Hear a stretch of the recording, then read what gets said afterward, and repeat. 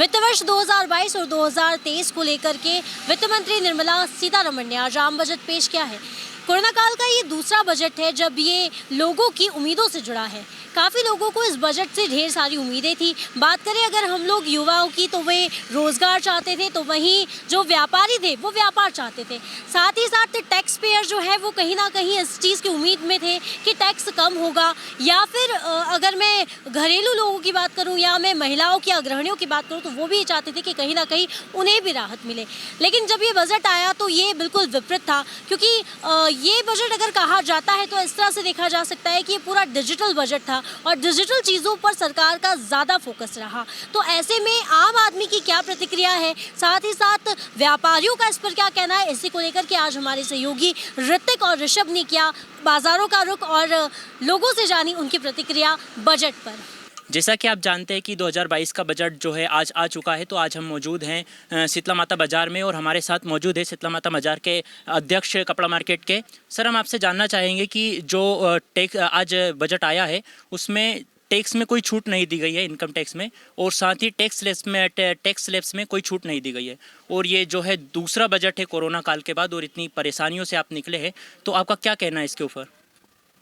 2022 में जो ये कोरोना काल में हम लोगों ने जो परेशानियां देखी थी, उस बजट के मान से जो भी राहत मिली होगी, कुछ बजट हम लोगों ने अभी देखा है, कुछ देखना बाकी है। हम ये चाहते हैं कि बजट अच्छा ही रहना चाहिए, क्योंकि जिस तरह से 3 साल में हम लोगों की जो तकलीफ़ें आई हैं, और हम ये चाहते हैं सबसे बड़ा कपड़े में जिस हिसाब से 12% का कहा था, हमने 12% के लिए विरोध करके उनको फिर वापस 5% पे लिया गया। इसलिए लिया गया कि ताकि हमको राहत मिली। जीएसटी हम लोग तो भरते ही हैं ना, वो जीएसटी भरना तो अच्छा है, तो 12% ना होने की वजह से उसमें चोरी होती। इसमें क्या है, 5% में क्या रहता है कि व्यापार में बढ़ती है, और आज जैसे सस्ता हुआ है, और सस्ता हुआ तो बहुत अच्छा ही है।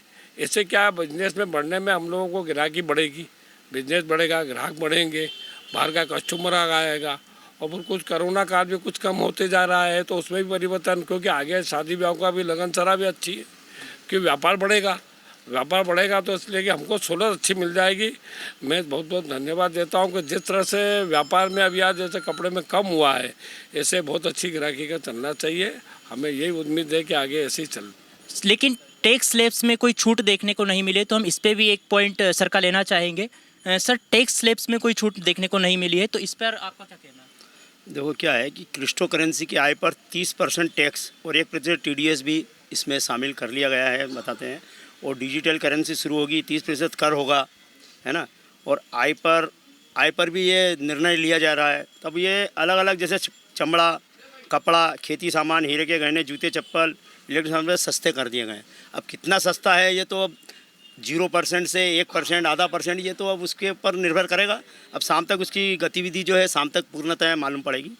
और जो इन्होंने शिक्षा के ऊपर में शिक्षा को बढ़ावा देने के भी संबंध में बात की है, ये सब एक तरह से क्या है कि इन टोटल समायोजन के रूप में ये बजट पेश किया गया है, जो तारीफ़ काबिल है। हम इसको प्रस्ताव को धन्यवाद के साथ पारित करने का मतलब, हम व्यापारी वर्ग के लिए जो सहायता जो मांग सकते थे गवर्नमेंट से, अपन क्या उपलब्धि ले सकते हैं, उसमें कुछ उद्धार होगा, ये हम चाहते हैं कि हो, व्यापार बढ़े, बस यही। तो हम सर से ये भी जानना चाहेंगे कि कोरोना के बाद ये दूसरा बजट है, तो सर क्या आपकी उम्मीदों पे कायम उतरा है?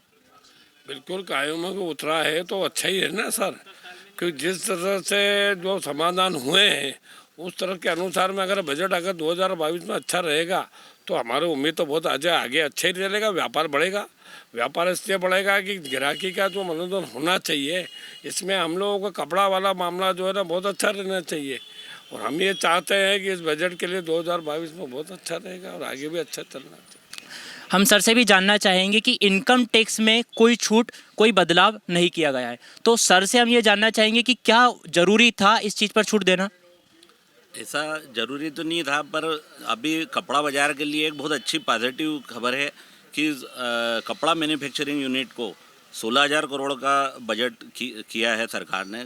और ये जो इम्पोर्ट होके जो कपड़ा महंगा आ रहा था, हिंदुस्तान में उसका मैन्युफैक्चरिंग होगा तो कपड़ा और सस्ता होगा, लोकल में बनेगा, तो उससे ग्राहकों को तक जो है कपड़ा सस्ता पहुंचेगा, तो हमारे व्यापार में भी इसमें अच्छी प्रगति होगी।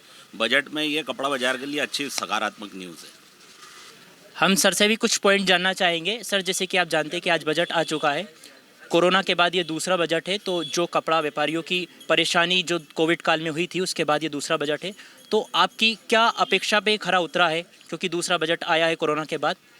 देखिए, गवर्नमेंट कृषि व्यवसाय को सबसे ज़्यादा प्रमोट करती है, जबकि कृषि व्यवसाय के बाद द्वितीय जो व्यवसाय है भारत की जीडीपी के अंदर और भारत की अर्थव्यवस्था के अंदर जो सबसे ज़्यादा सहयोग करता है वो व्यस्त व्यवसाय है।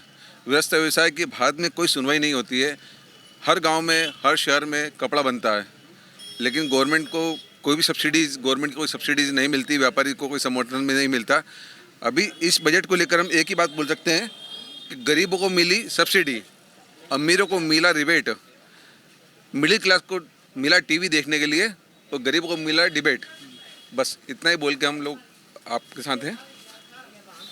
सर, जैसे कि आज बजट आया है उसमें क्रिप्टो करेंसी का एक पॉइंट है कि लीगल कर दिया गया है, जिसको डिजिटली पे थोड़ा फोर्स दिया गया है इस बार बजट में, तो क्या कहना चाहेंगे? मेरे ख्याल से जो गवर्नमेंट का डिसीजन लिया गया है क्रिप्टो करेंसी को जो लीगल किया गया है वो तो सही है, क्योंकि आने वाला टाइम क्रिप्टो करेंसी का है और डिजिटल है। अब देख ही रहे हैं कि भारत, जैसे मैं भी खुद क्या बैंक में जॉब करता हूँ, बैंक ऑफ बड़ौदा में, तो वहाँ पे क्या है, सब चीज़ें भी डिजिटल हो रही है, सब काम डिजिटल हो रहा है। तो मेरे ख्याल से तो मैं बजट से सहमत हूँ, क्योंकि अभी आने वाला पूरा टाइम डिजिटल का ही है, तो मैं तो सहमत हूँ बजट से। जैसा कि अभी कोरोना काल का दूसरा बजट आया है, तो उस पर अभी जो सरकार है उसने जो वित्त मंत्रालय द्वारा 60 लाख जो रोजगार है देने का वादा किया गया है, तो उस पर आप क्या कहना चाहेंगे? क्या उससे जो अपने देश में बेरोजगारी है वो ख़त्म हो सकती है क्या? देखिए, पिछली बार भी मतलब जब बजट आया था तो इन लोगों ने बजट में जो स्टूडेंट्स के लिए रोज़गार देने की बात कही थी। आज तक उसका न तो पालन हुआ है, और एक बार चूँकि हम ठगे जा चुके हैं तो दूसरी बार भरोसा करना हमारे लिए, मैं समझता हूँ कि भरोसा किया नहीं जा सकता इस पर। तो ठीक है, देखते हैं, बजट आया है तो हो सकता है इस पर अगर पालन हो तो विद्यार्थियों के लिए बहुत अच्छी बात होगी और हमारे लिए भी अच्छी बात होगी। तो सर, आज जैसे कि जानते हैं कि 2022 का बजट आया है, तो क्रिप्टो करेंसी को लीगली कर दिया गया है, उस पर आप क्या कहना चाहेंगे? सर, जैसे देखा जाए तो क्रिप्टो एक फ्यूचर इन्वेस्टमेंट है, बाकी वो सही किया गया है, डिजिटल सरकार इसके बारे में सोची है, लेकिन जो 30% टैक्स लगाया वो गलत है मेरे हिसाब से।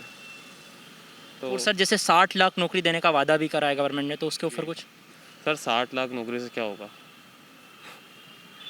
कितनी युवा है, हम खुद अभी 1 साल हो गया मेरे को ग्रेजुएट हुए, नौकरी के लिए भटक रहा हूँ मैं। 60 लाख से क्या होगा? कि अभी 2022 का बजट आया है, तो क्या लगता है आपको, आम जनों को देखते हुए बजट आया है? नहीं, इस बजट में महंगाई से कोई राहत आम लोगों को मिली नहीं है। सबसे पहले अगर देखें तो जैसे पेट्रोल, डीजल, इसके दाम बहुत ज़्यादा है, और दूसरा फिर गैस सिलेंडर, रसोई गैस का देखें, रसोई गैस के भी दाम जो हैं वो बहुत ज़्यादा है। कांग्रेस के समय जब था, मतलब 2014 में जब ये गवर्नमेंट आई थी, तब इसका गैस सिलेंडर के भाव 500 रुपये थे, आज इसके भाव 1000 के करीब हैं, तो ये बहुत ज़्यादा है। इससे आम आदमी को कोई राहत नहीं है। दूसरा, जो इनकम टैक्स की रिबेट है, इनकम टैक्स की जो स्लैब है उसमें कोई इन्हें छूट नहीं दी है, उससे भी जो मध्यम वर्गीय परिवार है उनको काफ़ी दिक्कत आ रही है। और दूसरा, आपका ये जो कोविड काल में इन्हें जो छूट देनी थी, जो रोज़गार का कोई करना था, उसका रोज़गार के संबंध में कुछ नहीं कहा। 2 साल में जो कोविड के कारण रोज़गार जो प्रभावित हुआ है आम लोगों का, उस बेरोज़गारी पर ने इस बजट में कुछ नहीं बोला है। बस इतना ही मेरा इसमें कहना है। सर, जैसे डिजिटल यूनिवर्सिटी बनाने का भी वादा करा है, जैसे अभी कोविड काल के कारण डिजिटली पढ़ाई हो रही थी, तो उस पर आप कुछ कहना चाहेंगे? नहीं, डिजिटल पढ़ाई ठीक है, पर उसका जो फीस है, फीस का स्ट्रक्चर है वो कम होना चाहिए। इसके सरकार को करना चाहिए। जो दूसरा, मुझे प्राइवेटाइजेशन पे भी बोलना है। जो सरकार सब प्राइवेटाइजेशन कर रही है, जो प्राइवेटीकरण कर रही है, प्राइवेटाइजेशन ये कम होना चाहिए। सरकार हर चीज़ को प्राइवेटाइजेशन, उससे भी लोगों का जो खपत है, खर्चा है, वो ज़्यादा बढ़ रहा है और रोज़गार भी उससे प्रभावित हो रहा है। और डिजिटल यूनिवर्सिटी अच्छी बात है, पर उसमें लोगों को उसका बेनिफिट मिलना चाहिए, तभी डिजिटल यूनिवर्सिटी का फ़ायदा है। और जो फीस है, जो दूसरा में स्कूल की फीस स्कूल और कॉलेज की जो फीस बहुत मैक्सिमम है, अधिक है। जो प्राइवेट कॉलेज है, प्राइवेट स्कूल फीस बहुत अधिक ले रहे हैं, वो भी कम होनी चाहिए। बहुत ज़्यादा की भी 1-1 लाख रुपए फीस ली जा रही है। ऑनलाइन नर्सरी के बच्चों से भी 1-1 लाख रुपए बच्चों से फीस ली जा रही है, जबकि फीस के अंदर भी 50% की सरकार को राहत देना चाहिए, जिससे गरीब और आम आदमी को बहुत सहायता मिलेगी। बस मैं यही बोलना चाहूँगा। हाँ, स्कूल की जो फीस है वो बहुत ज़्यादा है, वो कम होनी चाहिए, क्योंकि पढ़ाई ऑनलाइन हो रही है, उससे स्कूलों का खर्चा दूसरा सब कम है उनका, तो फिर इतनी फ़ीस क्यों है? जब ऑफलाइन स्कूल था तब भी फीस उतनी थी, ऑनलाइन स्कूल है फिर भी फीस उतनी है, क्योंकि अभी स्कूल में जब बिल्डिंग में कोई खर्चा नहीं है उनका, सारे दूसरे ट्रांसपोर्टेशन, बिल्डिंग खर्चा और मेंटेनेंस सब कम है, तो फिर फीस उतनी क्यों है? ये फ़ीस कम होना चाहिए। सर बेसिकली सर का कहना है कि डिजिटल पढ़ाई को देखते हुए इसकी फ़ीस भी कम होना चाहिए। जैसे कि सर इस बजट में 60 लाख नौकरी देने का वादा करा है, तो क्या लगता है सर ये इस काफ़ी लोगों को देखते हुए 60 लोग नौकरियां काफ़ी है? पहली बात तो हिंदुस्तान की पॉपुलेशन अराउंड 140 करोड़ है, और जिस हिसाब से आज बजट के अंदर कहा गया है कि युवाओं को रोज़गार दिया जाएगा, पूरे देश के अंदर 60 लाख युवाओं को रोज़गार दिया जाएगा। 60 लाख रोज़गार से क्या होगा? इतने सारे युवा है।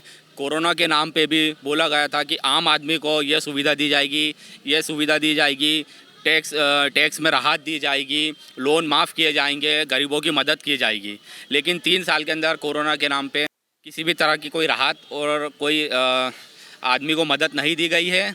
जो सरकार ने बिजली के बिल माफ़ करे थे उसको भी अब 6 महीने बाद वापस वसूला जा रहा है। गरीब और आम आदमी परेशान, निराश है। किसान भाइयों की हालत देखी होगी आपने। 2 साल से दिल्ली के अंदर किसान भाई लोग ने अपनी मांग को लेकर 2 साल से प्रदर्शन और हड़ताल करी थी। जो किसानों के लिए भी कुछ खास आया है, इस बार मशीनरों पर ज़्यादा फोकस किया गया है और एमएसपी सीधी खातों में डालने पर भी जोर दिया गया है। ये सब झूठे वादे हैं। अभी 5 राज्यों में चुनाव है, इसके लिए बीजेपी वाले झूठे वादे कर रहे हैं और आम जनता को, जाट भाइयों को, किसान भाइयों को बेवकूफ़ बना रहे हैं। और जैसे कि अभी टैक्स की बात करें जाए, अभी मेरे को जानकारी लगी है कि पेट्रोल और डीजल पे भी 2 से 3 रुपये बढ़ाने की बात की गई है। ये सब 10 मार्च को चुनाव का रिज़ल्ट आने के बाद टैक्स पेट्रोल और डीजल पे भी टैक्स बढ़ा दिया जाएगा, जिससे कि आम आदमी को और महंगाई का सामना करना पड़ेगा। सर इस बार के बजट में महंगाई में भी कोई कमी देखने को नहीं मिले, तो आपका क्या कहना है? सर महंगाई तो आसमान छू रही है। पहली बात तो महंगाई दिनों दिन बढ़ती जा रही है और आम आदमी है जो उनकी सैलरी और कम होती जा रही है, और जहाँ से भी लोग बाग मजदूर करते हैं, कर्मचारी है कारखानों में, वहाँ से छटनी करते जा रहे हैं और उनकी जहाँ 20,000 सैलरी थी वहाँ पे 10,000 करके उनको रखा जा रहा है। उस पर कोई जोर नहीं दिया जा रहा, कहीं बजट में कहीं आ नहीं रहा उसका।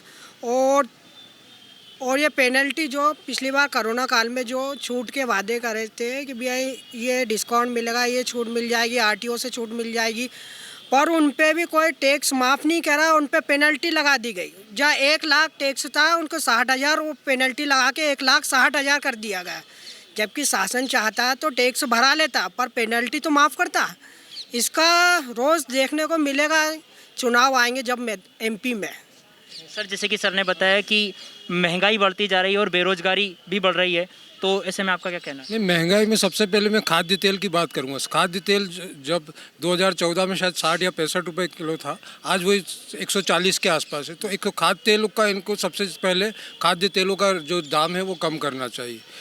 और दूसरा आपका ये जो है पेट्रोल और डीजल, इस पे भी दाम इनको कम करें। पेट्रोल और डीजल के दाम बहुत ज़्यादा, उससे भी महंगाई ज़्यादा बढ़ रही है। खाद्य तेलों का तो हो गया, पेट्रोल डीजल का हो गया, गैस का दाम है ये कम करना चाहिए, नहीं तो लोगों की आर्थिक स्थिति इससे बिगड़ती जा रही है। इसलिए महंगाई का मुद्दा प्रमुख है। बजट को लेकर इस बार लोगों की प्रतिक्रिया काफ़ी ज़्यादा मिली जुली है।